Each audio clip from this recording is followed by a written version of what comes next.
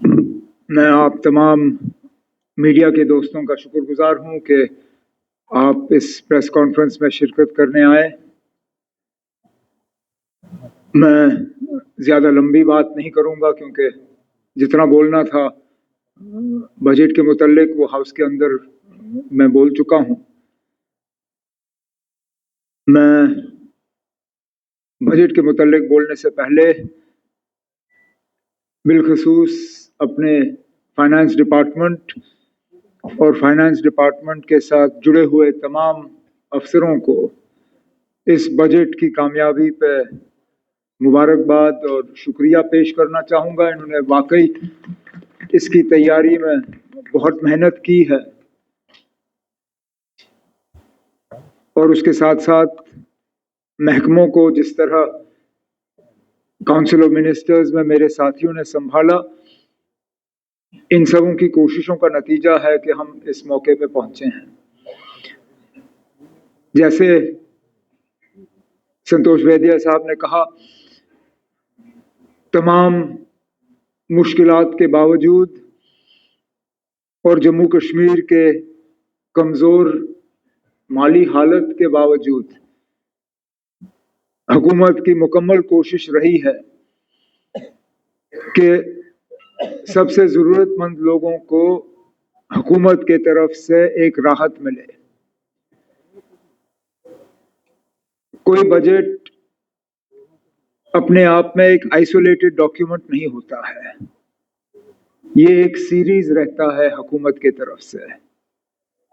ये बजट भी इकलौता एक अपने आप में डॉक्यूमेंट नहीं है, इसको आपको पिछले साल के बजट के साथ लेके चलना होगा, क्योंकि गवर्नमेंट जो है वो एक सीरीज में जो है मेजर्स लेती हैं और इम्प्लीमेंट करती हैं।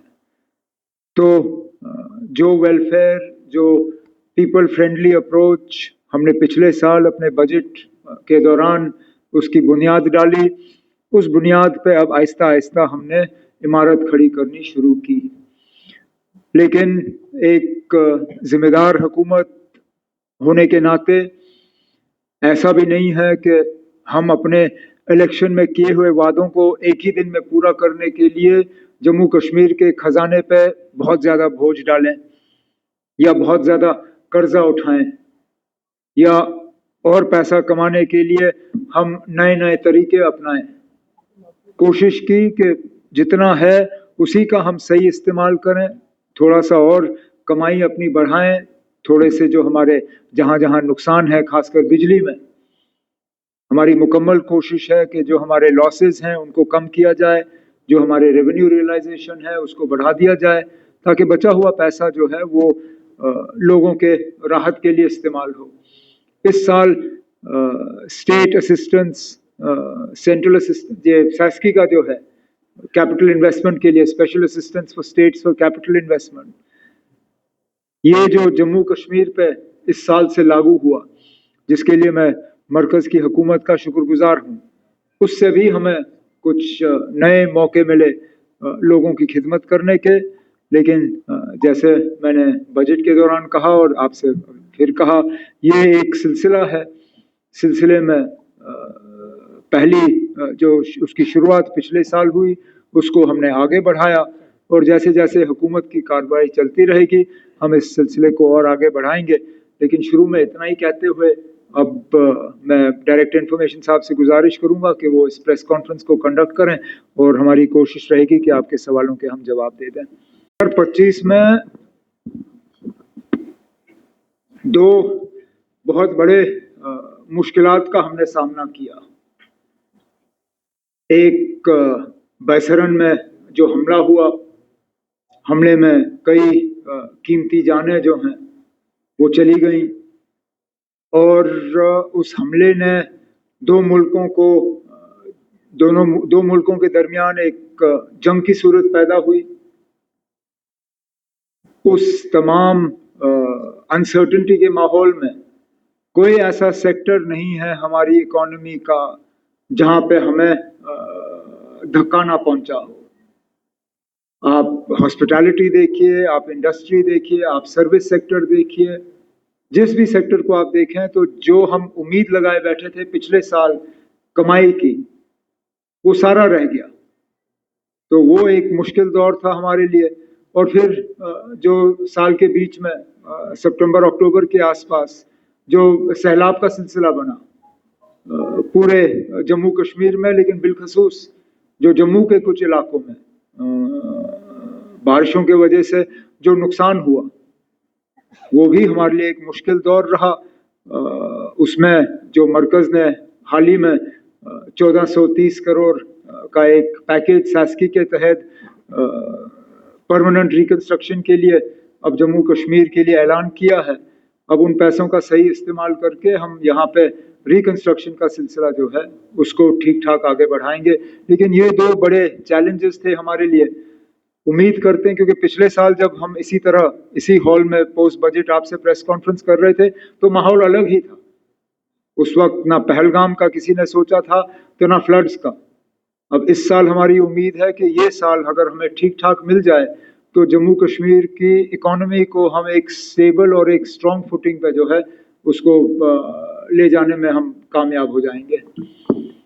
Otherwise, I will not be able to. I might forget the question. Then अब इंडस वाटर ट्रीटी का जम्मू कश्मीर को फायदा मिलना चाहिए, मतलब उसके अबेयंस का, लेकिन अभी तक मिला नहीं है। जिन पावर प्रोजेक्ट्स के हवाले से आपने बात की, चाहे रतले हो, कीरू हो, क्वार हो, पकलडुल हो, वो ऑनगोइंग प्रोजेक्ट्स हैं। उनके स्कोप को, उनके डिज़ाइन को, उनका वाटर होल्डिंग कैपेसिटी जो है उनमें कोई तब्दीली नहीं आएगी। तो इंडस वाटर ट्रीटी के एबियंस में रखने से इन प्रोजेक्ट्स में जनरेशन कैपेसिटी में कोई बदलाव नहीं आएगा।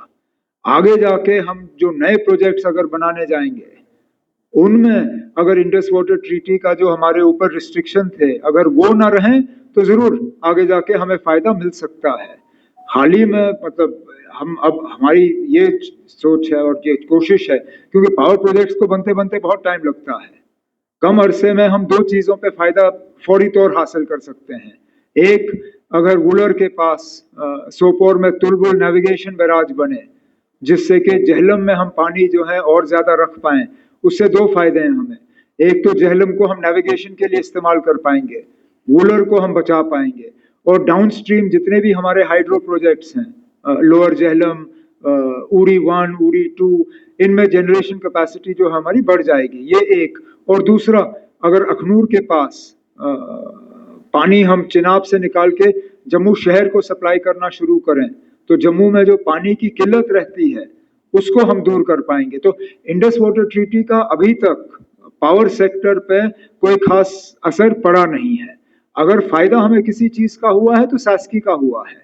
जैसे फाइनेंस सेक्रेटरी साहब ने अपने प्रेजेंटेशन में आपको कहा, जो हम अपना शेयर इक्विटी का इन प्रोजेक्ट्स के लिए देते थे जिनका मैंने अभी जिक्र किया, वो पैसा इकट्ठा करने के लिए हमें थोड़ी सी मुश्किल का हमें सामना करना पड़ता था। अब शासकी के तहत ये इक्विटी कंट्रीब्यूशन जो है जम्मू कश्मीर की तरफ से हम न सिर्फ वक्त पे बल्कि इस बार वक्त से आगे, इसलिए अगले साल के लिए हमने कोई प्रोविजन रखा ही नहीं, क्योंकि अगले साल का ये इक्विटी कंट्रीब्यूशन हमने इस साल निपटा लिया है।